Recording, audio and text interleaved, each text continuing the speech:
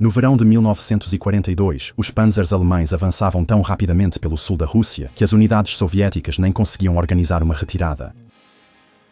O primeiro exército panzer percorreu 480 quilômetros em menos de 2 semanas. Rostov havia caído. A estepe estava aberta e à frente deles ficava o território mais valioso da guerra. Campos de petróleo do Cáucaso forneciam 80% do combustível soviético. A Alemanha estava tão confiante que enviou 15 mil trabalhadores do petróleo com os tanques. 6 meses depois, esses homens correriam 630 quilômetros de volta, com as forças soviéticas se aproximando da única rota de fuga e tentando evitar uma catástrofe maior que Stalingrado. Então hoje, vamos contar toda a história da Operação Edelweiss. O avanço blindado mais longo de 1942 ficou sem combustível ao buscar petróleo, que foi destruído antes de a Alemanha usá-lo, e 250.000 de homens mal sobreviveu. Para entender por que a Alemanha apostou nessa campanha, é preciso compreender o problema do combustível. A Alemanha praticamente não tinha produção doméstica de petróleo digna de nota. A principal fonte eram os campos de petróleo de Ploiesti, mas a produção romena não sustentava uma guerra mecanizada em várias frentes. As usinas de combustível sintético atendiam parte da demanda, mas um estudo do Alto Comando Alemão de maio de 1941 mostrou os números.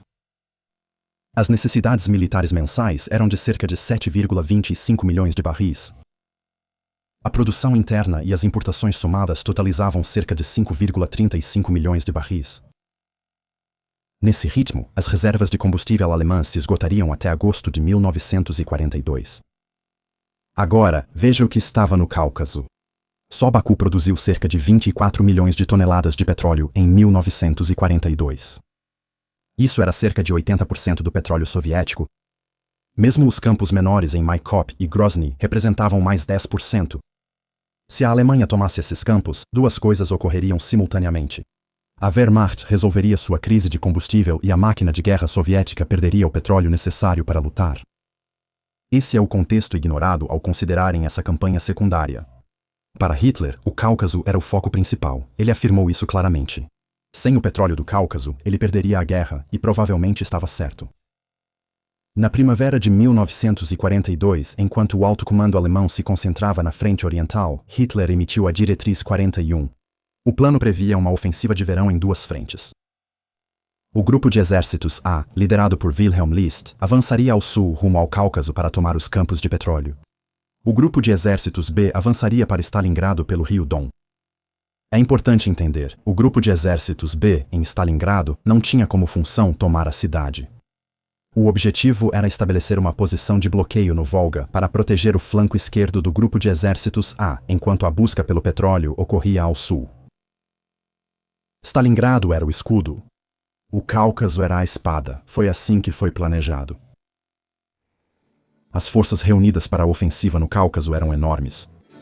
O grupo de exércitos A era composto pelo 1º Exército Panzer de Kleist, 4º Panzer de Hoth, 17º de Hof, 3º Romeno e apoio aéreo da Luftflotte 4. Cerca de 167.000 soldados, 1.130 tanques e 4.540 canhões.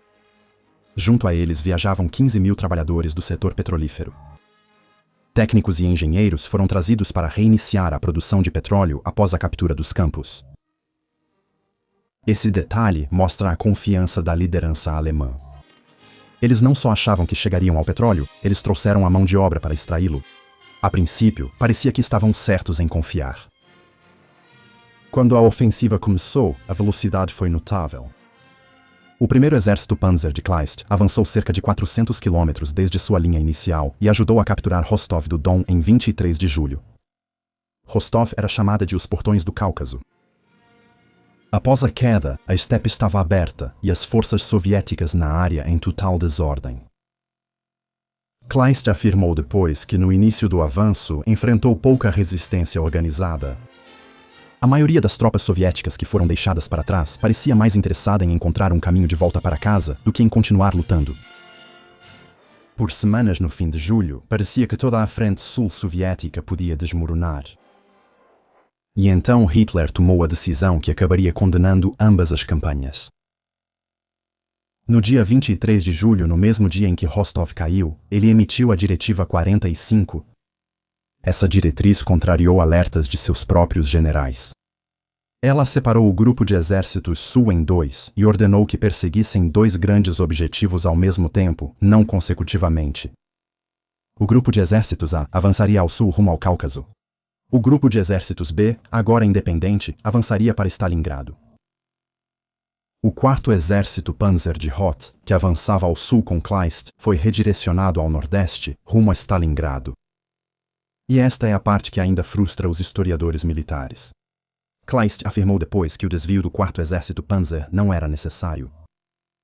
Hoth foi ao sul, congestionou as estradas de Kleist e retornou ao norte 2 semanas depois. Ao chegar a Stalingrado, os soviéticos já tinham forças prontas para detê-lo. Ele não precisava da ajuda de Hoth para atravessar o Don, e se Hoth tivesse continuado em direção a Stalingrado, em vez de ter ido para o sul desde o início, provavelmente teria conseguido tomar a cidade em julho, antes que os soviéticos tivessem tempo de organizar uma defesa. Hitler, em uma única diretriz, ao tirar metade dos blindados, enfraqueceu o avanço ao Cáucaso, atrasou o ataque a Stalingrado em 2 semanas e deixou as 2 operações sem recursos para terminar o trabalho. Mas mesmo sem Hoth, o avanço para o Cáucaso era impressionante no mapa. Após Rostov, o 1º Exército Panzer avançou mais de 480 quilômetros em menos de 2 semanas e chegou a Mikop em 9 de agosto. No mesmo dia, Piatigorsk caiu a 240 quilômetros a leste. Os Panzers avançavam mais rápido do que em quase qualquer momento desde a Barbarossa. Porém, em terra, o exército se destruía. O avanço era tão rápido que o suprimento não acompanhava. A falta de combustível foi imediata. A rota pelo Mar Negro era muito perigosa, então tudo tinha de vir por ferrovia, pelo gargalo de Rostov, ou por via aérea.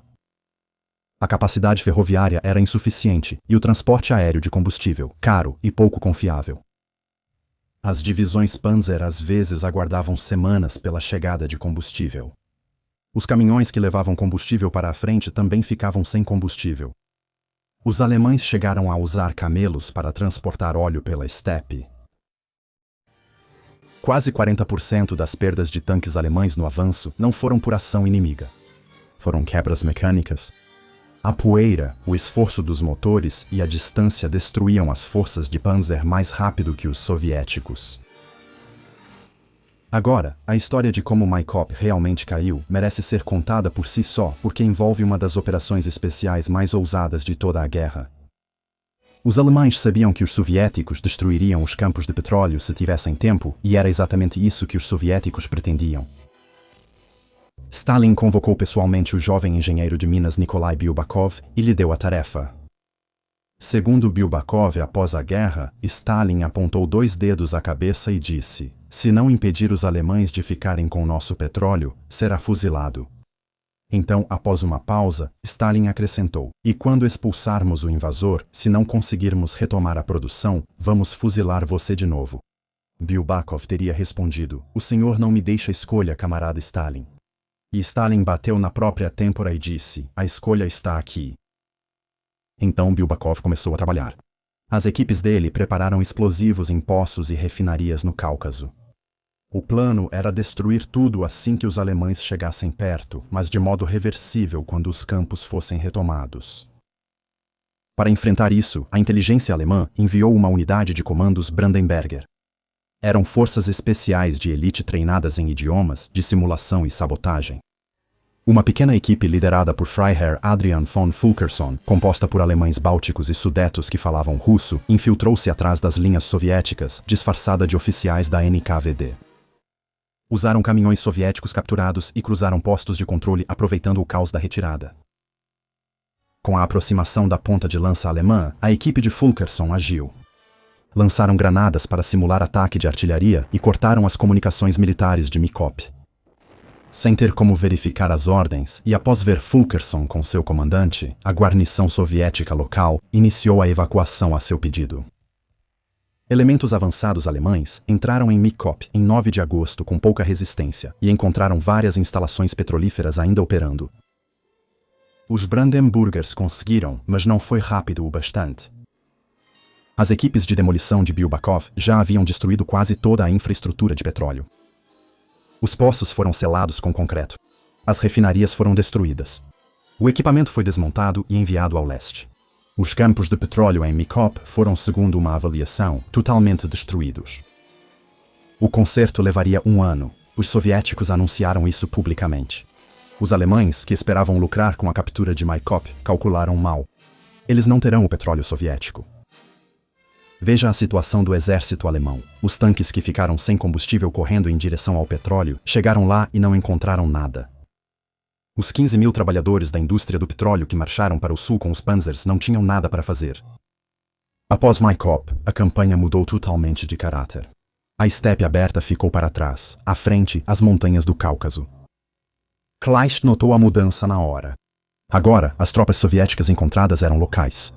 Lutaram com mais determinação defendendo suas casas, e o terreno facilitou a resistência. Estradas de montanha facilitavam emboscadas e RAM quase inúteis para tanques. Levar suprimentos tornou-se um pesadelo. Comida e munição tinham que ser transportadas em mulas, 4 dias para levar suprimentos, 4 dias para evacuar um único ferido. E então algo aconteceu que resume o absurdo de toda a campanha. Em 21 de agosto, enquanto a ofensiva principal estava parando por falta de combustível, tropas da 1ª Divisão de Montanha escalaram o cume do Monte Elbrus, o pico mais alto tanto do Cáucaso quanto de toda a Europa, e fincaram a bandeira nazista no topo. A escalada não teve significado militar algum. Goebbels comemorou como um triunfo da propaganda. Hitler, para seu crédito nesse ponto, ficou furioso. A propaganda alemã celebrava uma bandeira no topo da montanha, enquanto o exército sofria com a falta de combustível nos vales. Em setembro e outubro, Kleist seguiu avançando. O 1º Exército Panzer forçou uma travessia do rio Terek perto de Mozdok no início de setembro. Mas o avanço além disso foi penosamente lento. Nesse momento, a outra metade do problema já atingia com força total.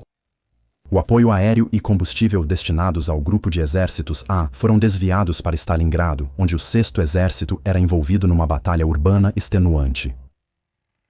A campanha do Cáucaso era sacrificada para sustentar uma luta 500 quilômetros ao nordeste que nunca deveria ter sido o foco principal.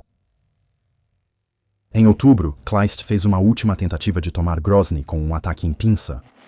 O braço direito da pinça capturou Nelchik e avançou até Alagir, mas o ataque estagnou sob chuva e neve. Um contra-ataque soviético atingiu o flanco de uma divisão romena, causando seu colapso e retirada. As forças alemãs atingiram seu ponto máximo no início de novembro, perto de Oksonikidze, a cerca de 610 quilômetros de suas posições iniciais, e foi isso, eles não avançariam mais. Em 9 de setembro, Hitler demitiu List por não capturar Grozny e, surpreendentemente, assumiu o comando do grupo de exércitos A. Mesmo isso não fez diferença. Você não pode fazer combustível aparecer apenas com força de vontade a partir de um quartel-general a 1000 quilômetros de distância. Em 4 de novembro, todas as ofensivas no Cáucaso foram suspensas e as unidades transferidas para reforçar Stalingrado. A campanha do petróleo terminou. A Alemanha nunca alcançou Grozny nem Baku, e os campos de petróleo tomados em MICOP não trouxeram benefícios ao esforço de guerra alemão. E então, em 19 de novembro de 1942, os soviéticos lançaram a Operação Urano, e tudo mudou. As forças soviéticas romperam as linhas dos exércitos romenos ao norte e sul de Stalingrado, e em 4 dias cercaram todo o 6º Exército. O grupo de exércitos A ainda estava profundamente estendido pelo Cáucaso, no fim de uma linha de suprimentos de 600 quilômetros, de repente ficou em perigo mortal. Toda a frente sul atrás deles desmoronava. Kleist fez as contas. As forças soviéticas estavam a 65 quilômetros de Rostov, enquanto as dele ficavam quase 630 quilômetros distantes. Rostov era o único grande entroncamento rodoviário e ferroviário que ligava o Cáucaso ao restante da frente alemã. Se os soviéticos chegassem lá primeiro, todo o seu grupo de exércitos, 18 divisões incluindo 11 divisões Panzer, ficaria isolado ao sul do Don, sem nenhuma rota de fuga. Seria outro Stalingrado, só que maior. Hitler, como em Stalingrado, inicialmente recusou-se a autorizar a retirada. Ele odiava ceder terreno. Em certo dia, Kleist recebeu ordem para não recuar em nenhuma circunstância. Isso, como Kleist disse mais tarde, parecia uma sentença de morte. No dia seguinte, surpreendentemente, Hitler mudou de ideia e autorizou a retirada. Mas com uma condição: Kleist tinha que levar tudo com ele, todo o equipamento, todos os suprimentos, em pleno inverno russo, atravessando 630 quilômetros de território que diminuía a cada hora. A corrida por Rostov é a sequência mais tensa de toda essa história, e aconteceu ao longo de cerca de 6 semanas, em janeiro e fevereiro de 1943. O flanco norte de Kleist, um trecho de aproximadamente 960 quilômetros, era protegido por uma única coisa, e apenas por ela: a desesperada resistência do 6º Exército de Paulus ainda no bolsão de Stalingrado. Cada dia que Paulus resistia mantinha a atenção e recursos soviéticos em Stalingrado, em vez de cortar o corredor de Rostov. Isso não foi uma estratégia coordenada, foi um acidente de timing, mas salvou o grupo de exércitos A. Kleist afirmou depois que o período mais perigoso foi a segunda metade de janeiro.